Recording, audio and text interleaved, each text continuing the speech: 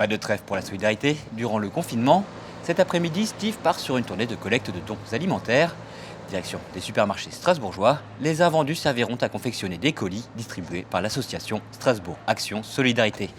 Alors que la France se confine, les bénévoles, eux, restent plus mobilisés que jamais. C'est même nécessaire pour le bien public de tout le monde. Parce que comme personne ne veut le faire, il leur faut bien qu'ils le fassent.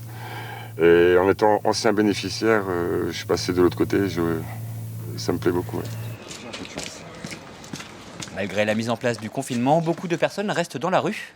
Certains sont hébergés dans des hôtels, mais pour tous, le coronavirus n'est pas forcément le principal problème. Manque de places d'hébergement, difficulté d'accès à la nourriture, isolement, la crise sanitaire n'a pas forcément changé grand-chose aux problèmes que rencontrent les plus précaires. Pour les gens de la rue qui sont vraiment à la rue pas grand-chose. Mais ceux qui sont logés en ce moment dans les hôtels et tout, oui, c'est un peu compliqué pour eux. Surtout qu'il y en a beaucoup qui sont logés en dehors de la ville et que pour se nourrir, c'est très très difficile.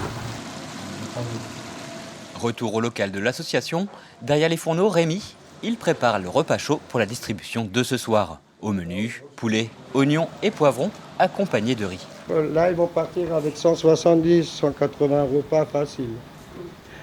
Mais ouais, maintenant, est-ce que ça va suffire? C'est encore une autre paire de manches, parce que comme ils sont confinés, est-ce qu'il y en a qui vont venir manger?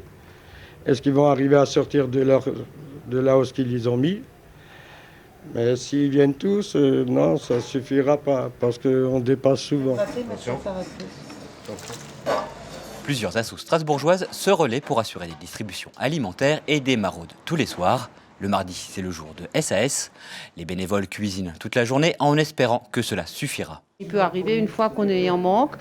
On est déjà revenu des fois après la distribution et elle recuisine encore une fois vite ou des pâtes avec de la sauce tomate. Ou, voilà, on regarde ce qu'on a dans le frigo, on emmène ce qu'on a encore dans le frigo pour la maraude. Ça, c'est encore du thon? Le temps, je prends. Le thon, tu prends? Place de la Gare, 19h. La file des bénéficiaires s'étire. En tout, ce soir, 120 repas sont distribués gratuitement, sans demande de justificatif. Les bénévoles entendent nourrir tous ceux qui en ont besoin et constatent que depuis mars, le public est de plus en plus hétérogène. Il y a des gens en précarité qui viennent depuis le premier confinement parce que les gens ont perdu les petits boulots qu'ils pouvaient avoir. Donc il y a des gens en précarité, il y a des gens qui sont à la rue, il y a des gens qui sont dans des squats. Donc il faut quand même s'intéresser à toutes ces personnes-là pour essayer de répondre au mieux à tous les niveaux.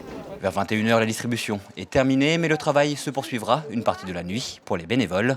Une trentaine de repas supplémentaires seront distribués au cours de leur maraude. Ciao.